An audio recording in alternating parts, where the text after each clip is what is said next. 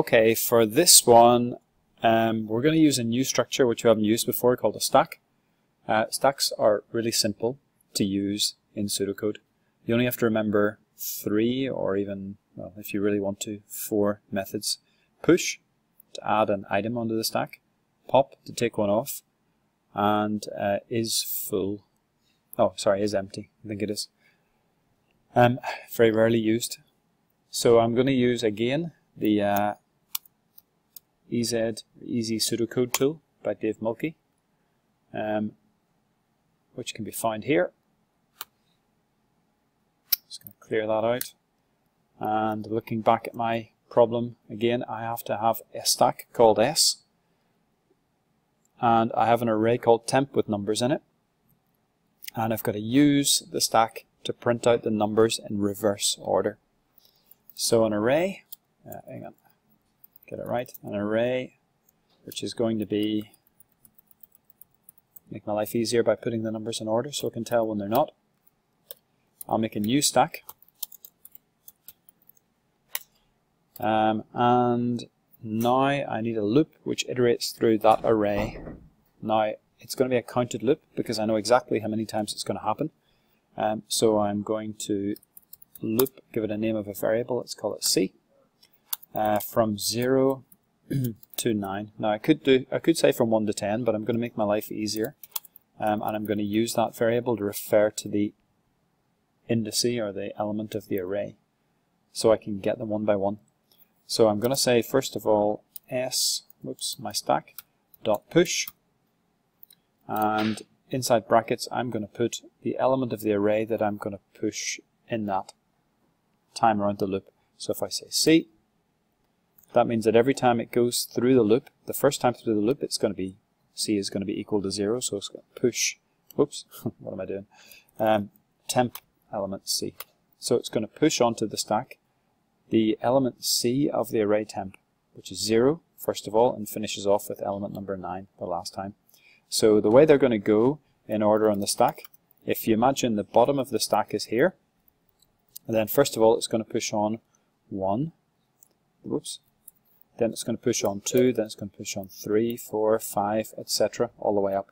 So if you imagine if I only had 5 items on that stack, then the first one that I take off is going to be the last one that I put on, because a stack is a LIFO item, a LIFO data structure, last in, first off, or first out. So let's use that. I've just added all of my numbers onto the stack here. Now if I take them off and just print them, they should be in the correct, the reverse order. So again, loop, I can call it C again if I want to, it doesn't matter, from 0 to 9. This time, I'm going to end loop of course, but this time I can just output, and I can pop s.pop. So what that's going to do is s.pop removes the top one from the stack and outputs it. I should be able to do that all in one line. I could just as easily say temp equals s.pop, and then I could output temp. Oh, I couldn't actually, sorry, I couldn't do that because temp is the name of the array. I could make it t equals s.pop and output t if I wanted to, but I'm just going to try it straight away from in one line, like this, and see if that works. There we go, fingers crossed. Oh, okay. Right, again, we've got a problem here with the tool that we're using. Let's try and work around it. What if I just say new stack there? Doesn't work either. Okay. What if I say, see if I can work out from the error message what's actually wrong with it.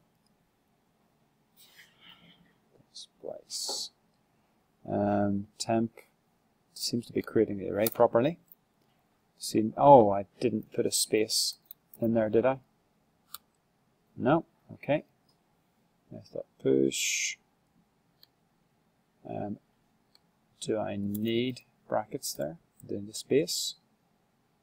Put s.pop. Okay, give me 1 second to experiment.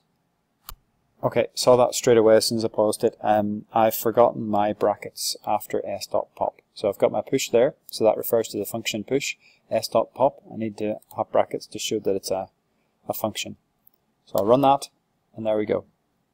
It has added, the first time through it has added the numbers from 1 to 10, starting off with the first one, second, third, fourth, fifth, sixth, seventh, eighth, ninth, 10th. And the first number that it takes off is the last one it added in. So when I go through that again, I take the first one off and print it out, that's a 10. Second one off, it's a 9, etc. Print them on the screen. So we have not reversed the order of an array, but we've printed out the contents of an array backwards using a stack.